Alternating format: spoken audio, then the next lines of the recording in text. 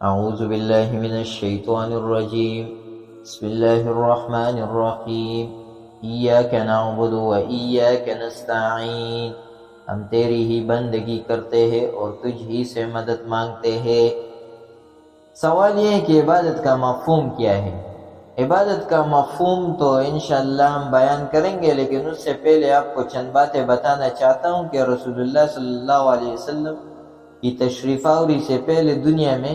عبادت کے حوالے سے کچھ تصورات تھے مختلف مذاہب کے لوگوں کے۔ ان میں سے ایک مشرکین مکہ کی عبادت کا تصور تھا۔ ان کے نزدیک خالق کائنات کی حیثیت ایسی تھی جیسے کہ ایک سلطنت کا بادشاہ ہو۔ سلطنت کا قانون صرف بادشاہ کی زبانی ہوتا ہے، وہ جو کہہ دے اور جس بات کا حکم دے وہ قانون بن جاتا ہے، اور اس سلطنت میں محفوظ زندگی کی ضمانت بادشاہ کی رضامندی ہے۔ وہ جب تک رعایا سے خوش ہے تو رعایا کو انعام اور اکرام سے نوازتا ہے، اور جب وہ ان سے ناراض ہوتا ہے تو انہیں سزائیں دیتا ہے، اور اس کی رضامندی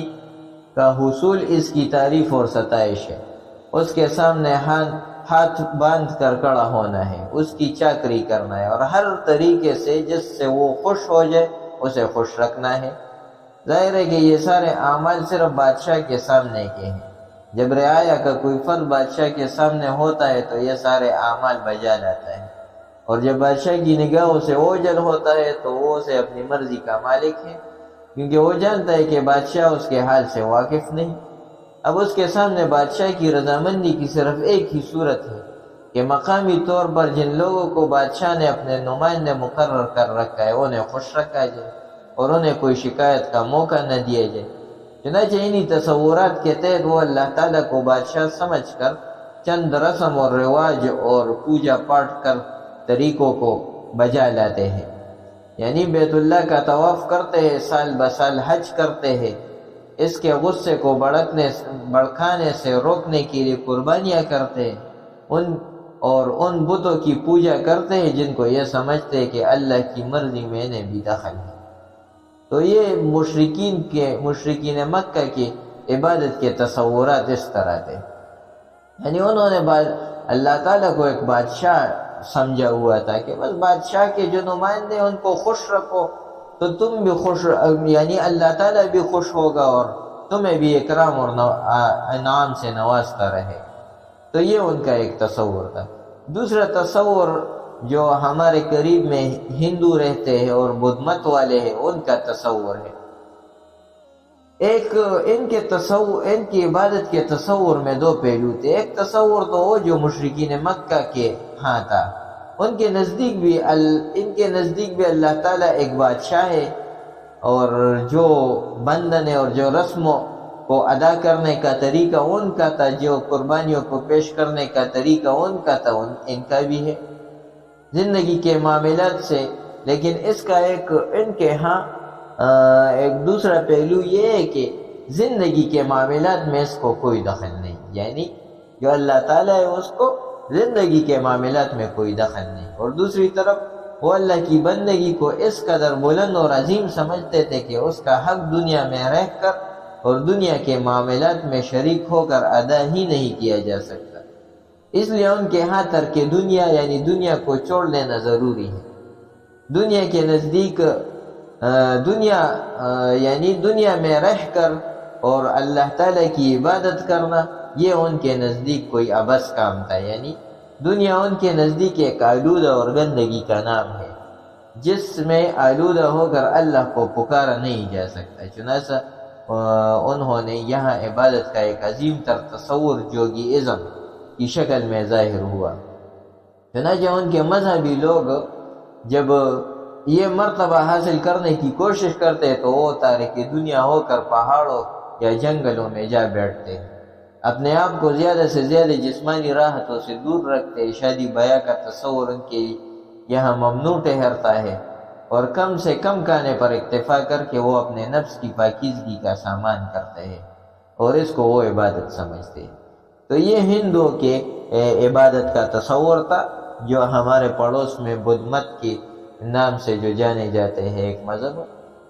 تیسرا عبادت کا تصور وہ عیسائیوں میں دیکھتے ہیں ہم لوگ۔ عیسائیت پر بھی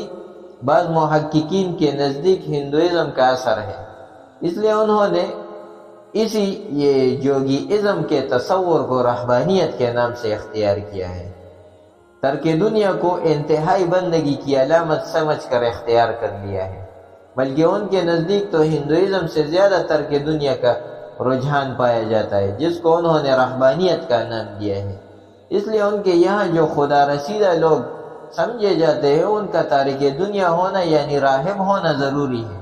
اور ایسے ہی لوگوں کی ان کے یہاں قدر و منزلت ہے۔ اور دوسری بات، ان کے یہاں ہندوؤں کی طرح ہی یہ بھی نظر آتی ہے کہ وہ اللہ کو دوسرے مشرکین کی طرح انسانی دسترس سے بہت بلند سمجھتے ہیں، اس لیے وہ یہ ناممکن جانتے ہیں کہ انسانوں کی بندگی اور ان کی دعائیں براہ راست بھی اللہ تعالیٰ تک پہنچ سکتی ہے۔ اس لیے وہ خدا اور بندے کے درمیان واسطوں کے تصور کو ضروری خیال کرتے ہیں۔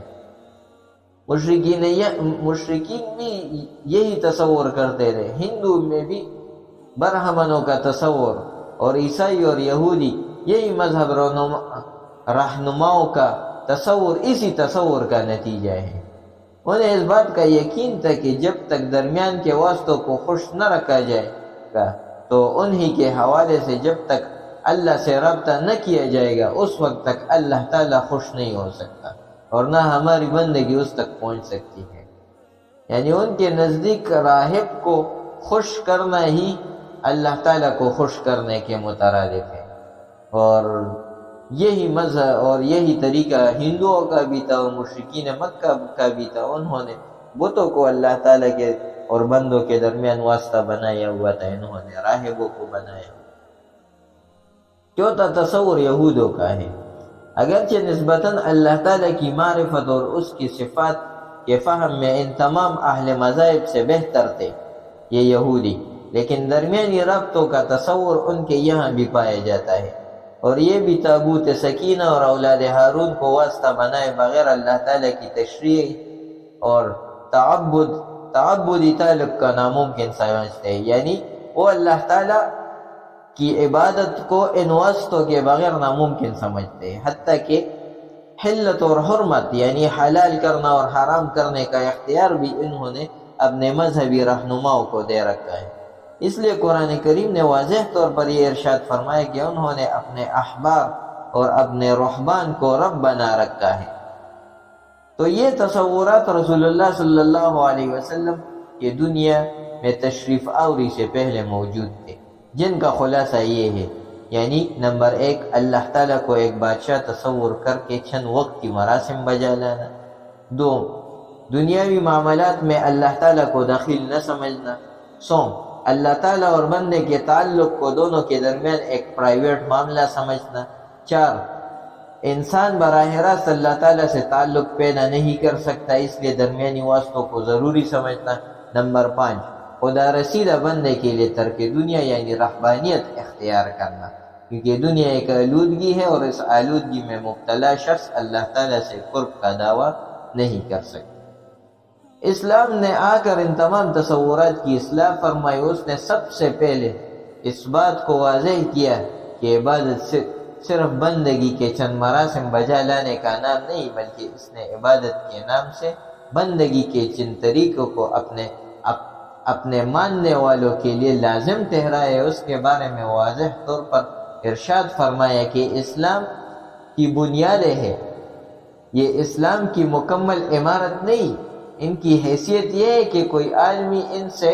صرف نظر اور انکار کر کے مسلمان ہونے کا دعویٰ ہی نہیں کر سکتا، لیکن صرف انہی کو بجا لانا مکمل عبادت بھی نہیں ہے، کیونکہ صرف بنیادیں بر دینے سے عمارت وجود میں نہیں آ جاتی۔ البتہ یہ ضرور ہے کہ جب بھی عمارت بنے گی انہی بنیاد پر بنے گی۔ اس لیے رسول اللہ صلی اللہ علیہ وسلم نے ارشاد فرمایا، بنی الاسلام علی 5، اسلام کی بنیاد 5 چیزوں پر۔ تو یہ تو تصورات تھے عبادت کے۔ اب عبادت کا مفہوم، عبادت کے اصل معنی جو ہے وہ عربی لغت میں انتہائی خضوع اور انتہائی عاجزی کے ہے، لیکن قرآن میں یہ لفظ اس خضوع اور خشوع کی تعبیر کے لیے استعمال کیا گیا ہے جو بندہ اپنے خالق اور مالک کے لیے ظاہر کرتا ہے۔ پھر اطاعت کا مفہوم بھی اس لفظ کے لوازم میں داخل ہو گئے، کیونکہ یہ بات بالبداہت غلط معلوم ہوتی ہے کہ انسان جس ذات کو اپنے انتہائی خضوع اور خشوع کا واحد مستحق سمجھے، زندگی کے معاملات میں بھی اس کی اطاعت کو لازم نہ جائے۔ یعنی یہ بات غلط ہے کہ ایک ذات کو انتہائی خضوع اور خشوع کا واحد مستحق سمجھتا ہے اور دنیاوی معاملات میں اس کی اطاعت نہیں کرتا، تو یہ بندہ اس کے صحیح طریقے سے عبادت نہیں کرتا۔ یعنی جس طرح ایک ذات کے لیے خشوع اور خضوع ہوگا، اسی ذات کے لیے اپنے معاملات میں اطاعت بھی لازم ہوگی۔ چنانچہ عبادت کی اس حقیقت کو قرآن مجید نے بعض جگہ کھول بھی دیا ہے۔ مثلا انا انزلنا الیک الکتاب بالحق، ہم نے تمہاری طرف حق کے ساتھ یہ کتاب اتاری ہے، فاعبد اللہ مخلصا لہ الدین، تو اللہ کی بندگی کرو، اس کی طاعت بھی کرو، یعنی اس کو اپنی طاعت کے ساتھ خاص کرتے ہوئے اس کی بندگی کرو۔ اور ایک اور جگہ ارشاد فرمایا ہے اللہ تعبدوا الشیطان انہ لکم عدو مبین، شیطان کی عبادت نہ کرو کیونکہ وہ تمہارا کھلم کھلا دشمن ہے۔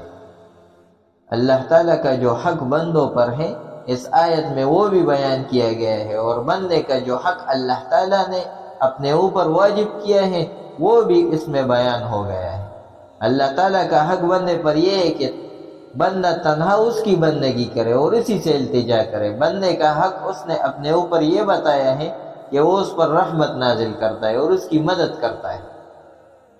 اسی طرح اب اس آیت کے ترکیب کی طرف تھوڑا غور کرتے، اس میں بہت حصر ہے، یعنی ضمیر مخاطب کاف ضمیر ایاک میں جو کاف ضمیر ہے اس کو مقدم کرنے سے حصر کا مفہوم پیدا ہوتا ہے۔ پھر عربی زبان میں فعل مضارع حال اور مستقبل دونوں معنوں کے لیے آتا ہے، لہذا ترجمہ یہ ہوگا کہ ہم اب بھی خاص تمہاری عبادت کرتے ہیں اور آگے بھی کرتے رہیں گے، یعنی تمہاری عبادت کرتے ہیں اور کرتے رہیں گے، تجھ سے مدد مانگتے ہیں اور مانگتے رہیں گے۔ اصل نقطہ جو یہاں سمجھنے کا ہے اس کی طرف غور کریں کہ یہ فیصلہ کر لینا تو آسان ہے کہ اے اللہ میں تیری ہی بندگی کروں گا، لیکن اس فیصلے کو نبھانا بہت مشکل ہے۔ جیسے شاعر کہتے ہیں یہ شہادت کے الفت میں قدم رکھنا ہے، یہ شہادت یعنی یہ گواہی کہ الفت میں قدم رکھنا ہے، لوگ آسان سمجھتے ہیں مسلمان ہونا۔ اللہ کی بندگی کے جو تقاضے ہیں ان کو پورا کرنا آسان نہیں، لہذا بندگی کا عہد کرنے کے فوراً بعد اللہ کی پناہ میں آنا کہ اے اللہ میں اس ضمن میں تیری ہی مدد چاہتا ہوں، فیصلہ تو میں نے کر لیا کہ تیری ہی بندگی کروں گا اور اس کا وعدہ کر رہا ہوں، لیکن اس پر کاربند رہنے کے لیے مجھے تیری ہی مدد درکار ہے۔ چنانچہ رسول اللہ صلی اللہ علیہ وسلم کے اذکار مسنونہ جو کہ رسول اللہ صلی اللہ علیہ وسلم ہر نماز کے بعد اس کا ذکر فرماتے تھے، ان میں سے ایک ذکر یہ بھی ہے اللہم اعنی علی ذکرک و شکرک و حسن عبادتک، اے اللہ میری مدد فرما تجھے یاد کر سکوں، تیرا شکر ادا کر سکوں، تیری بندگی احسن طریقے سے کر سکوں، ورنہ تیری بندگی تیری مدد کے بغیر میں یہ نہیں کر سکوں گا۔ ایاک نعبد و ایاک نستعین، جب بھی آپ اس آیت کو پڑھیں تو آپ کے اوپر ایک خاص کیفیت طاری ہونی چاہیے کہ اے اللہ میں تیری بندگی کا وعدہ تو کر رہا ہوں، میں نے ارادہ تو کر لیا ہے کہ تیرا بندہ بن کے ہی رہوں گا، میں تیرے جناب میں اس کا اقرار کر رہا ہوں، لیکن اے اللہ میں تیری مدد کا محتاج ہوں، تیری طرف سے توفیق ہوگی، تیسیر ہوگی، تعاون ہوگی، نصرت ہوگی، تبھی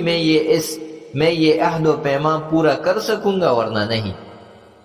ایاک نعبد و ایاک نستعین حقیقت میں تو ایک آیت ہے لیکن یہ دو جملے ہیں۔ ایاک نعبد مکمل جملہ ہے، جملہ انشائیہ، اور ایاک نستعین دوسرا جملہ ہے، بیچ میں حرف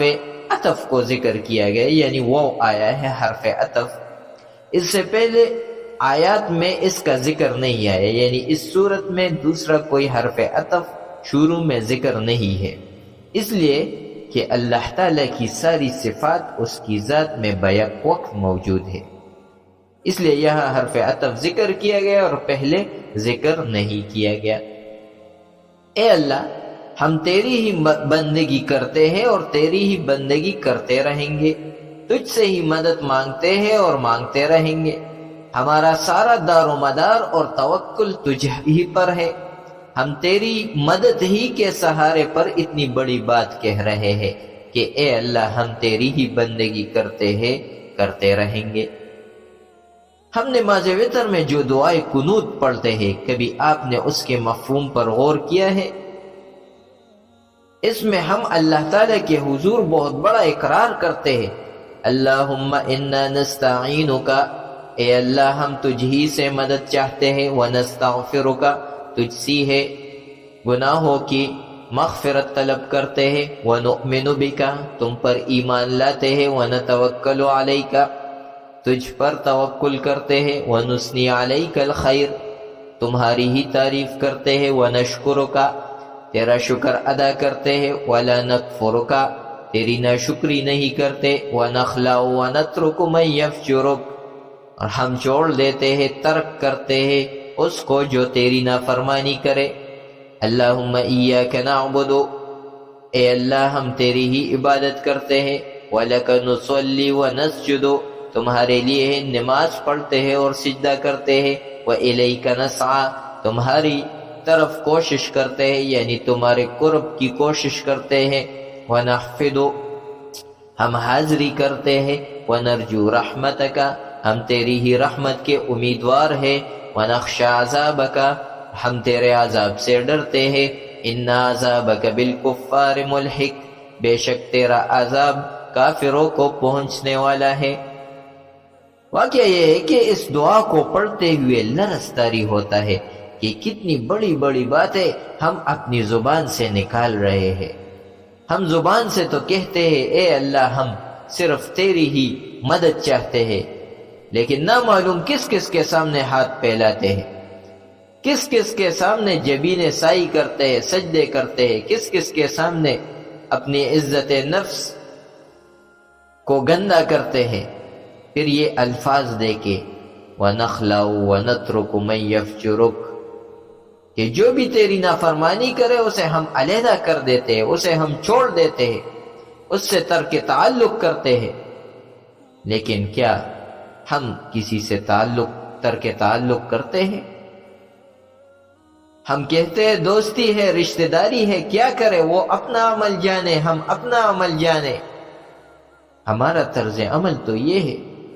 تو کتنا بڑا دعویٰ ہے اس دعا کے اندر، اور وہ پورا دعویٰ اس جملے میں مضمر ہے، ایاک نعبد، پروردگار ہم تیری ہی بندگی کرتے ہیں اور کرتے رہیں گے۔ چنانچہ اس وقت فوری طور پر بندے کے سامنے یہ کیفیت آ جانی چاہیے کہ اے اللہ میں یہ اسی صورت میں کر سکوں گا کہ اگر تیری مدد شامل حال رہے، اور اگر تیری مدد میرے ساتھ نہ رہی تو میں یہ نہیں کر سکتا، کیونکہ میں انسان ہوں، کمزور ہوں، نفس بھی ہے میرے ساتھ، شیطان بھی ہے، اس کو بجا لانا میرے لیے انتہائی مشکل ہے۔ یہ تب ہی ممکن ہے جب آپ کی توفیق ہوگی، آپ کا تعاون ہوگا، آپ کی تیسیر ہوگی، تب ہی میں آپ ہی کی عبادت کر سکوں گا۔